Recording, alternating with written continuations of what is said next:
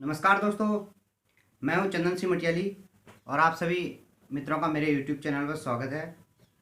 दोस्तों, कुछ दिनों पहले मैंने आप सभी के बीच एक वीडियो प्रस्तुत की थी। उस वीडियो में मैंने बताया था कि मैं बहुत जल्द राज्यसभा से संबंधित एक वीडियो लेकर आऊँगा। तो मित्रों, आज मैं राज्यसभा चुनाव की वीडियो आप सभी के बीच ला रहा हूँ। दोस्तों, जैसा कि आप सभी जानते हैं कि हमारे देश की जो सदन है उसमें संसद के दो सदन होते हैं, एक उच्च सदन एक निम्न सदन।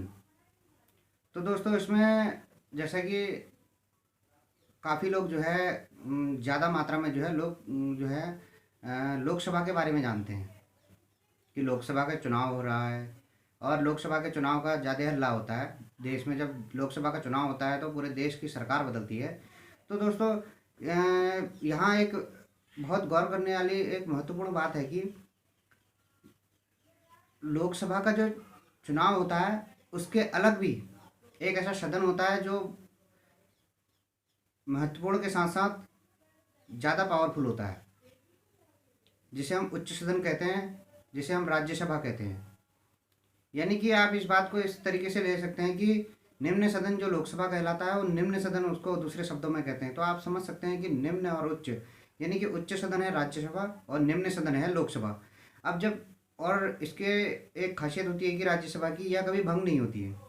तो आप इस बात से अंदाज़ा लगा सकते हैं कि जो सदन कभी भंग नहीं हो सकता है वो कितना महत्वपूर्ण होगा। हमारे संविधान में जो है इसकी ऐसी व्यवस्था की गई है कि आप कभी इसको भंग नहीं होने देंगे या नहीं कर सकते हैं। कोई सी ताकत जो है इसको भंग नहीं कर सकती है, क्योंकि यह हमारे संसद की रीढ़ है।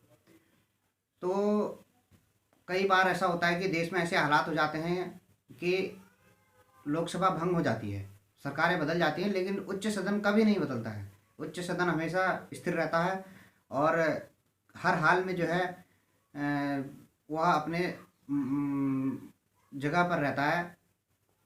उसमें किसी भी सदस्य की सदस्यता नहीं जाती है, वह अपने पदों पर बने रहते हैं। तो दोस्तों, आइए शुरू करते हैं कि क्या हुआ, कैसे हुआ और किस तरीके से इसकी व्यवस्था हुई और कैसे इसका चुनाव होता है। दोस्तों, सबसे पहले हम बात करें, जब देश आज़ाद हुआ तो लोकसभा चुनाव तो बहुत आसान था कि लोकसभा चुनाव होगा, जनता के द्वारा वोट होगा। तो लोकसभा में जो है जनता के वोट की प्रोसेस थी। जनता का वोट जो है प्रतिनिधियों को, जो चुने हुए प्रतिनिधि थे या जो चुने जाने थे, उनके लिए जनता का वोट करवाना बहुत आसान था। लेकिन जब राज्यसभा की बात आई तो इसमें जो है कई प्रावधान थे कि एक अनुच्छेद 83 था।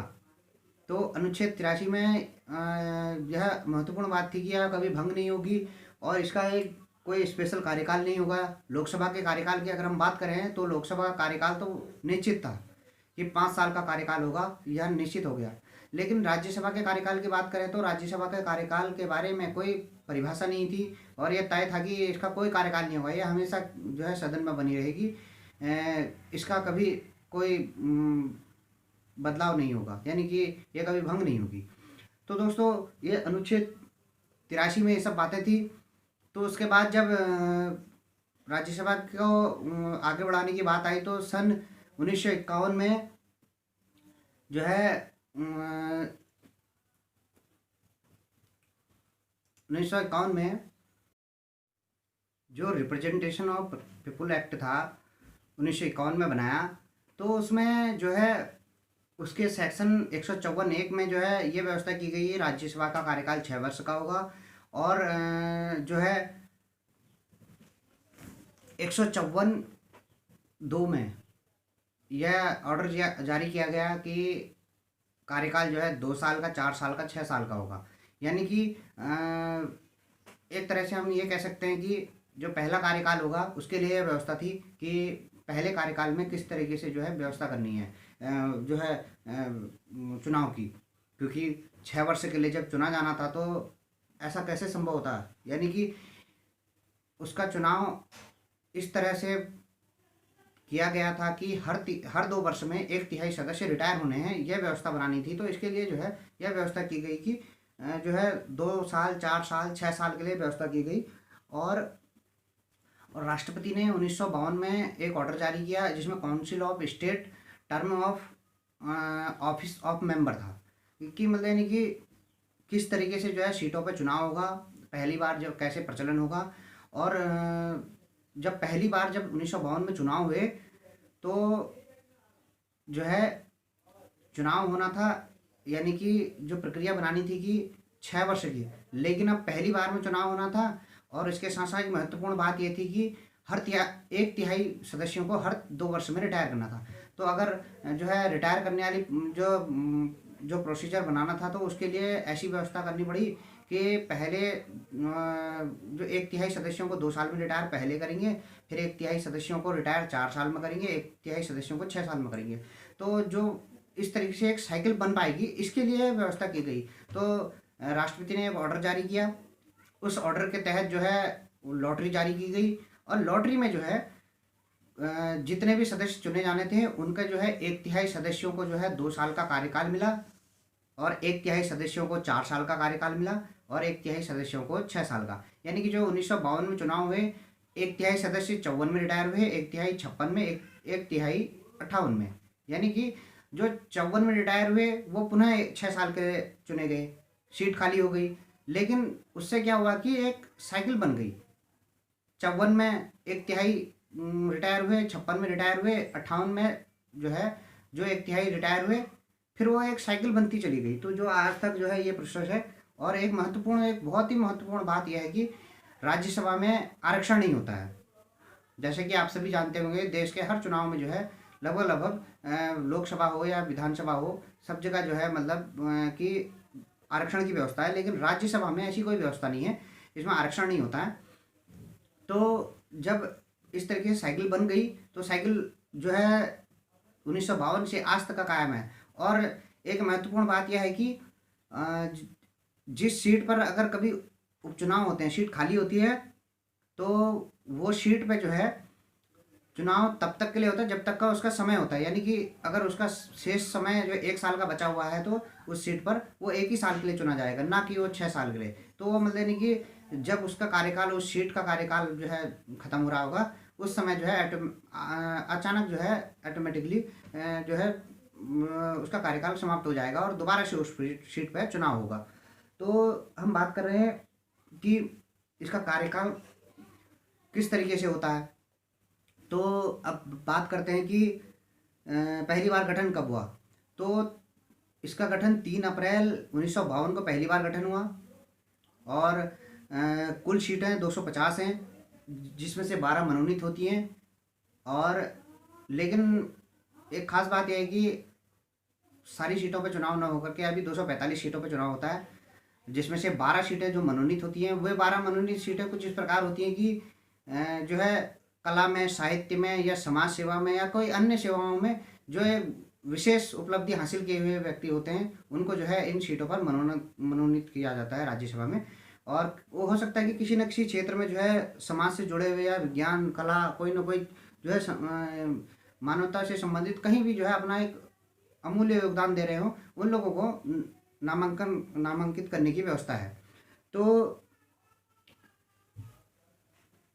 और फिर अगर हम बात करें कि ये चुनाव किस तरीके से होता है, कैसे होता है, कैसे शुरुआत हुई, ये सब चीज़ें तो आप सभी को पता चल गई कैसे होता है। इसका ब्यौरा मैं दे चुका हूँ कि कब से शुरुआत हुई और क्या इसकी परिस्थितियाँ रही, और कैसे मतलब उसमें एक इसका इतिहास रहा।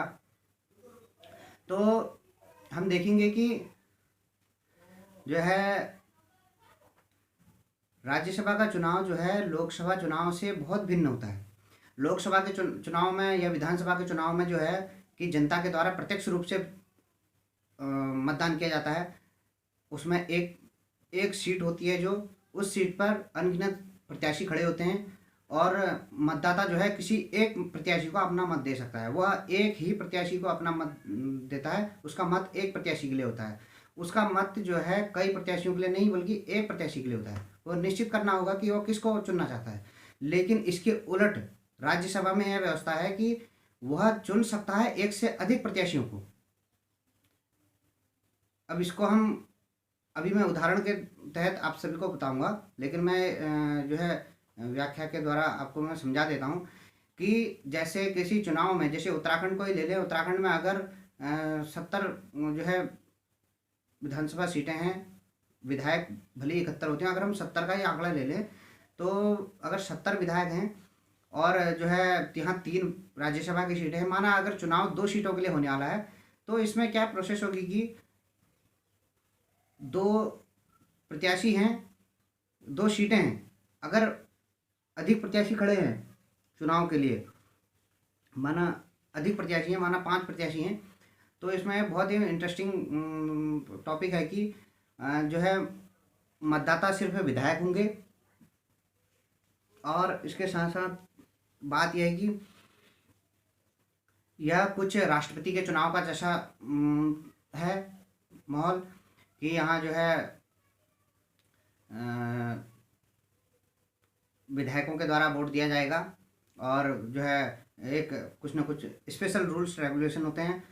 तो यहाँ क्या व्यवस्था होगी कि जो पार्टी का प्रत्याशी होगा राज्यसभा के लिए, तो वहाँ व्हिप जारी किया जाएगा और जो पार्टी के विधायक होंगे वे सभी जो है अपने जो तय किया हुआ प्रत्याशी होगा राज्यसभा का, उसको ही वोट दे सकते हैं। यानी कि वो इस चुनाव में कोई जो है घपलत नहीं कर सकते, गलत वोटिंग नहीं कर सकते हैं, क्योंकि इसमें यह प्रावधान है कि जब वोट देने जाएंगे तो वोट देने से पहले वे अपने पार्टी के चुने हुए, पार्टी के जो है एक निश्चित जो तैनात किए हुए, पार्टी के तैनात किए हुए किसी न किसी ऑब्जर्वर को, जो पार्टी का एक विशेष व्यक्ति होगा, उसको जो है अपना वोट दिखाएंगे कि हम किसे वोट दे रहे हैं।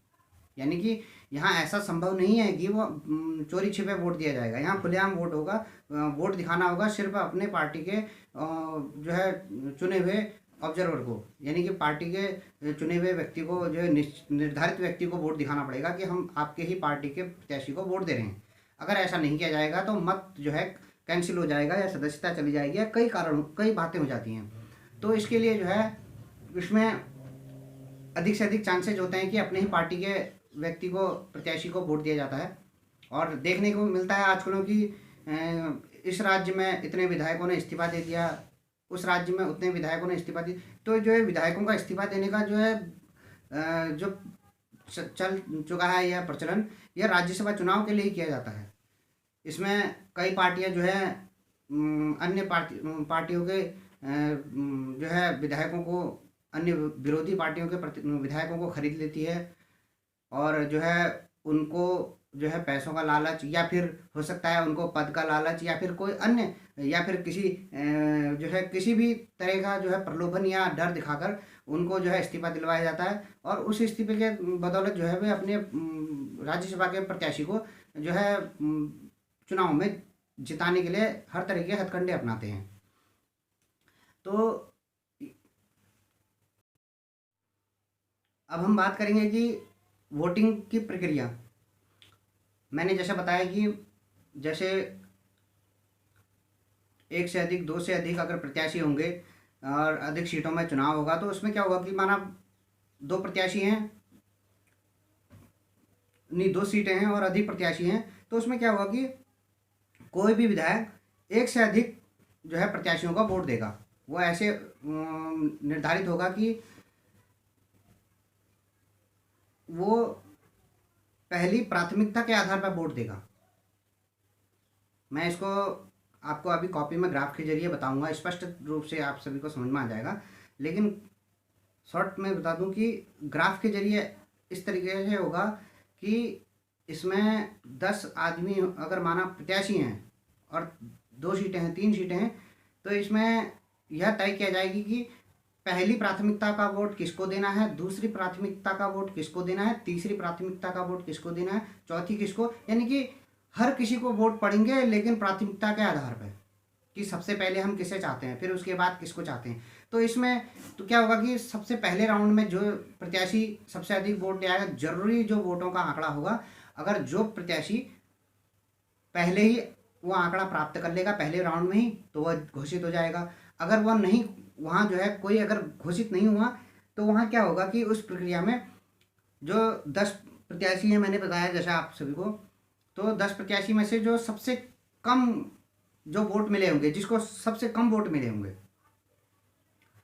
तो उस कंडीशन में जो सबसे कम वाला होगा उस प्रत्याशी के वोट कट जाएंगे, यानी कि उस प्रत्याशी को सूची में से हटा देंगे और उस प्रत्याशी को जितने लोगों के वोट मिले होंगे, उस प्रत्याशी को जितने भी लोगों के वोट मिले होंगे, क्योंकि उसको सबसे कम वोट मिले थे, उसकी जीतने की संभावना तो किसी हाल में नहीं है, वह वैसे ही समाप्त हो गई संभावना। तो जो उसके जो वोट होंगे वो वोट अन्य 9 लोगों को बंट जाएंगे। वो 9 लोगों को ऐसे बटेंगे कि उन 9 लोगों को किस हिसाब से प्राथमिकता के आधार पर उस प्रत्याशी के वोट पड़े थे, जिन लोगों ने उस सबसे लास्ट वाले को वोट डाला बचा खुचा, तो वो वोट जो है अन्य प्रत्याशियों को किस तरीके से मिले, वो वोट जब बटेंगे तो अन्य प्रत्याशियों को भी जो है वोट निर्धारित होंगे। सबके हिस्से में, सब प्रत्याशियों के हिस्से में कुछ ना कुछ वोट जाएंगे। तो उससे क्या होगा कि फिर काउंटिंग होगी, जो पहले राउंड में होगा जिसको सबसे ज़्यादा वोट मिलेंगे, अगर वह निर्धारित जो है जरूरी आंकड़े को पूरा कर लेगा तो वह विजयी घोषित हो जाएगा। अगर नहीं होगा तो फिर यही प्रक्रिया तीसरे स्टेज की फिर चालू होगी। जो सबसे लास्ट वाला होगा उसके वोट कटेंगे, वो काउंटिंग से बाहर हो जाएगा और उसके वोट जो है बाकी जो ऊपरी जो प्रत्याशी होंगे उनको बढ़ जाएंगे। इसी तरह से जो है ये प्रक्रिया चलती है। बहुत जो है जटिल नहीं कहूँगा मैं, बहुत आसान तरीका होता है वोट ट्रांसफ़र होने का। तो इस तरीके से जो है वोट ट्रांसफ़र होते हैं। और अगर हम बात करें कि वोट की, तो यह आम जनता के द्वारा ना होकर के विधानसभाओं के जो विधायक होते हैं उनके द्वारा होता है। और ये जो है सभा है, जो यह लोगों की नहीं राज्यों की सभा है। और इस सभा का जो है अस्तित्व बहुत मजबूत है, यह कभी भंग नहीं होती है। और इसका प्रयोग जो है देश में कई हालात होते हैं, जैसे कि कभी कोई आपदा आ जाए या कोई कुछ भी हो जाए, कभी भी कोई परेशानी आ जाए, तो लोकसभा हो सकता है कि लोकसभा कभी उपस्थित हो या ना हो, सदन में हो या ना हो। लोकसभा अगर इत्तेफाक माना, कभी माना कोई जनवरी है, जनवरी में माना 10 तारीख को लोकसभा भंग हुई और माना 20 तारीख को जो है कोई आपदा आ गई, माना कोई परेशानी हो गई, आपदा आ गई या बाह्य ताकतों ने आक्रमण कर दिया देश में, तो उस कंडीशन में जो है राज्यसभा सदन में मौजूद रहेगी, राज्यसभा ही प्रतिनिधित्व करेगी, राज्यसभा ही जो है देश को नई दिशा देगी और जो है देश के आंतरिक और बाहरी या हर तरीके से जो है अपना जो है अपनी जो है योग्यता का परिचय करवाएगी और जो है देश को जो है परेशानी में डूबने से बचाएगी। इसलिए जो है राज्यसभा को जो है कभी भी भंग न होने वाली जो है सभा बनाया गया है। यह उच्च सदन है, इसका दर्जा ऊंचा है लोकसभा से। लोकसभा जो है कभी भी भंग हो सकती है, इसका कोई निश्चित कार्यकाल जैसे लोकसभा का 5 साल होता है, चुनाव हुआ तो पूरी सभा जो है 5 ही साल के लिए होगी। जब लोकसभा समाप्त होगी तो नए चुनाव होंगे, तो उसका हर एक सदस्य नई बार चुन के आएगा, नया व्यक्ति होगा। यानी कि नया व्यक्ति तो नहीं कह सकते, लेकिन चुनाव होगा हर सीट पर, प्रत्येक सीट पर। जो राज्यसभा में यह प्रावधान नहीं है। राज्यसभा में तो एक बार हर 2 वर्ष में अलग अलग चुनाव होते रहेंगे और हर समय जो है कभी भी ऐसा नहीं होगा कि पूरी सभा खाली है, हमेशा कुछ ना कुछ व्यक्ति बदलते रहेंगे। तो और ये देश जब आज़ाद हुआ उसके बाद 52 में जब चुनाव की व्यवस्था हुई अप्रैल में, उसके बाद से लेकर के आज तक का यह व्यवस्था बनी हुई है। और लोकसभा में तो ऐसा नहीं देखा गया है। लोकसभा तो कई बार दर्जनों बार भंग हो चुकी है, तब से काफ़ी जो है देश में हमेशा हलचल रहती है राजनीतिक कारणों से या फिर अन्य कारणों से। तो राज्यसभा के कई अन्य फायदे भी हैं, कई बातें हैं। तो इसमें कुछ निश्चित सीटें हैं, जैसा कि मैं आप सभी को बता चुका हूं। और जो है इसका ग्राफ कुछ इस प्रकार से है, मैं आप सभी को दिखाना चाहूँगा कि सरल तरीका।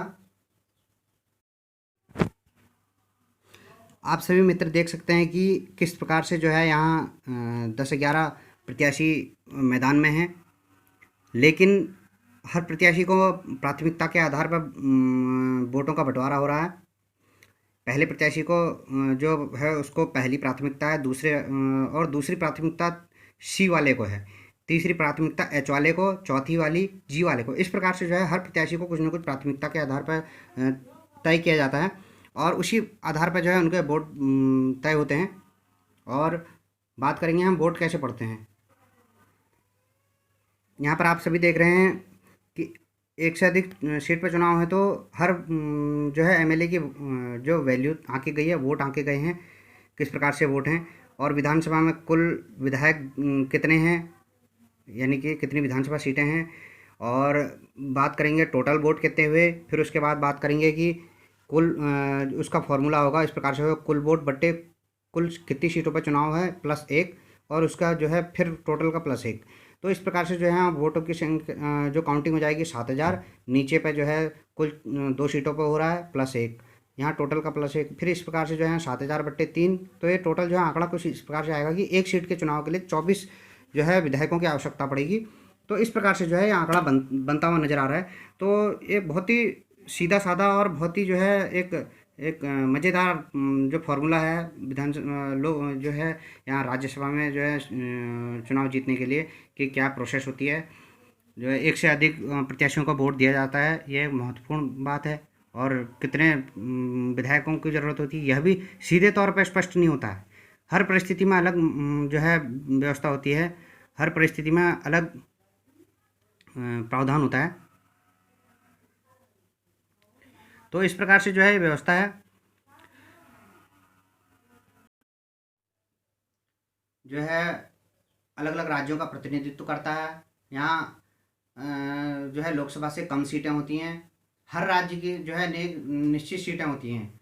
यूपी में जैसे हम देख सकते हैं, हम जान सकते हैं कि जो है काफ़ी सीटें हैं, सबसे अधिक जो है सीटें यूपी में है राज्यसभा की, और जो है सबसे कम उन राज्यों की है जैसे पूर्वोत्तर राज्य हैं, उनमें एक एक सीटें हैं। तो यूपी बिहार जैसे जो राज्य है, महाराष्ट्र कह लो या फिर कोई अन्य राज्य है जहाँ, और इसकी एक खासियत यह होती है कि यहाँ जो है जैसे यूपी के राज्य हैं, नहीं यूपी राज्य है जैसे, तो निश्चित तौर पर आप सभी जानते हैं कि वहाँ जनसंख्या अधिक है, वहाँ का क्षेत्रफल अधिक है, तो वहाँ जनसंख्या भी बहुत अधिक है। तो ये सब चीज़ें मायने होती हैं। तो इस सब के आधार पर जो है वहाँ राज्यसभा का भी प्रतिनिधित्व अधिक होता है। तो हर राज्य से कुछ न कुछ जो है सीटें निर्धारित होती है, वहाँ चुनाव होते हैं समय समय पर। यूपी में 403 सीटें हैं विधायकों की, तो उसी आधार पर जो है वहाँ राज्यसभा का भी चुनाव होता है उन्हीं विधायकों के आधार पर। और अन्य जैसे मैं अपने राज्य उत्तराखंड की अगर बात करूँ तो यहाँ 3 सीटें हैं राज्यसभा की और 70 विधानसभा सीटें हैं। तो सीटें विधानसभा की 70 ही हैं। कोई कहेगा कि 71 विधायक होते हैं, वो 71 विधायक जरूर होते हैं, वो मनोनीत होता है 71वां, लेकिन सीटों की बात करूँ तो 70 होती है विधायकों की सीटें, विधानसभा सीटें। तो इन 3 सीटों का प्रतिनिधित्व जो है राज्यसभा में यहाँ के द्वारा होता है। और राज्यसभा में जो है 3 व्यक्ति जो है यहाँ का प्रतिनिधित्व करते हैं, यहाँ की स्थिति परिस्थिति से जो है सदन को जो है अवगत कराते हैं। और जो सभापति होता है राज्यसभा का, वो उपराष्ट्रपति होता है। एक महत्वपूर्ण बात यह है कि उसका सभापति उपराष्ट्रपति होता है। और जो है इसको जो है साल में 2 बार जो है इसमें राष्ट्रपति के द्वारा इसमें अध्यक्षता की जाती है। और सदन का जो है 2 साल कम से कम तो 2 बार, साल में 2 बार सदन जो है चलता है कम से कम। और दोनों जो है बैठकों का जो है समय अंतराल जो है 6 महीने से अधिक नहीं होता है। पहली बैठक से दूसरी बैठक के बीच में 6 महीने से अधिक नहीं होना चाहिए। और जो है उपसभापति की व्यवस्था भी होती है, लेकिन सभापति जो है उपराष्ट्रपति होता है। और हम अगर इसके बहुत ही महत्वपूर्ण पहलू की बात करें, ये योग्यताओं की बात करें, तो अन्य योग्यताएं तो कुछ इस प्रकार से होती है कि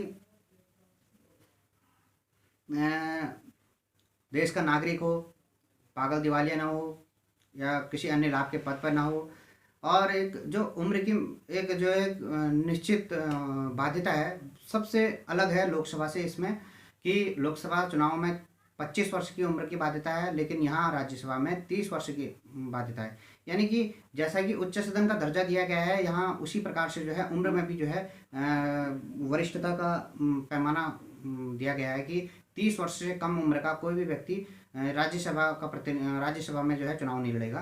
तो यहाँ देखा जा सकता है कि 30 वर्ष उम्र की बात हो गई।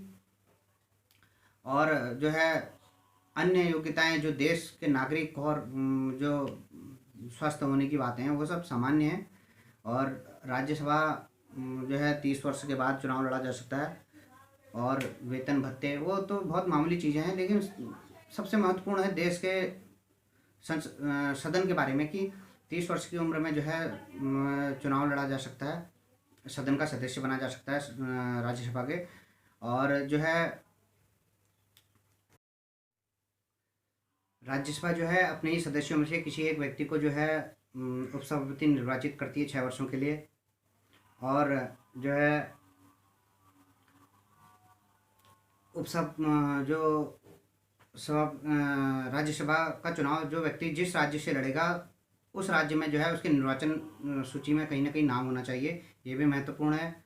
और जो बात करेंगे हम राज्यसभा की कई महत्वपूर्ण जो है जिम्मेदारियां होती हैं, लेकिन एक बहुत ही महत्वपूर्ण जो है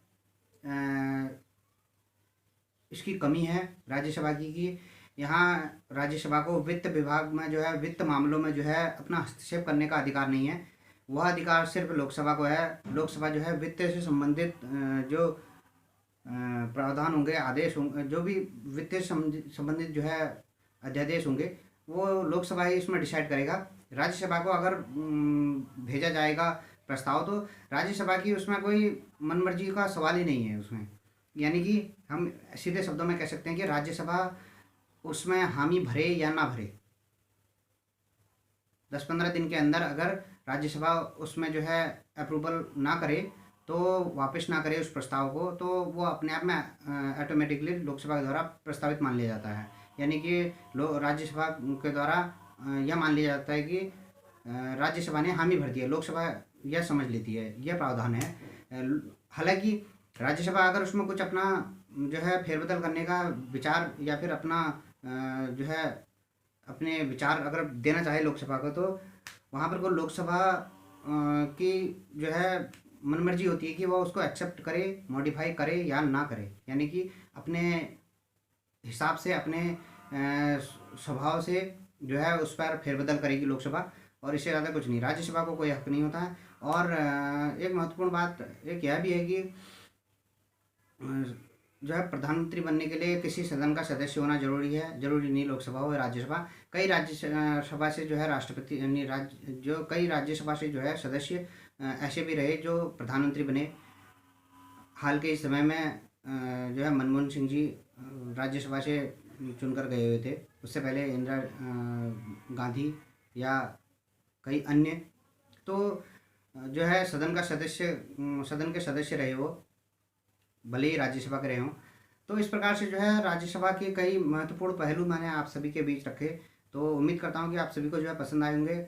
और मैं आप सभी से निवेदन करूंगा कि मेरे वीडियो को जो है अगर आप बेहतर समझते हैं तो अपने मित्रों तक शेयर ज़रूर करें।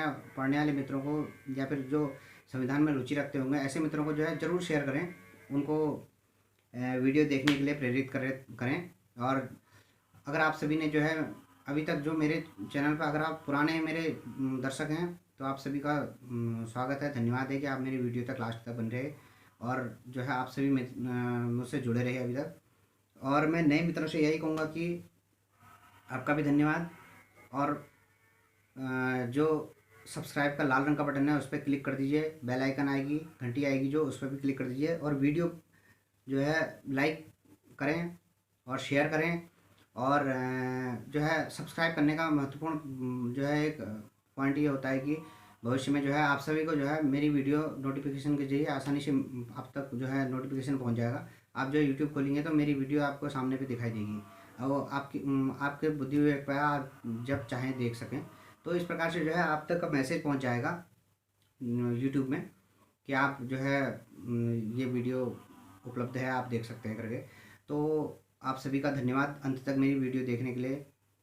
और उम्मीद करूँगा कि आप सभी मित्र जो है भविष्य में भी मुझसे इसी प्रकार जुड़े रहेंगे। मैं अपनी वीडियो समाप्त करता हूँ। जय हिंद, जय भारत, धन्यवाद।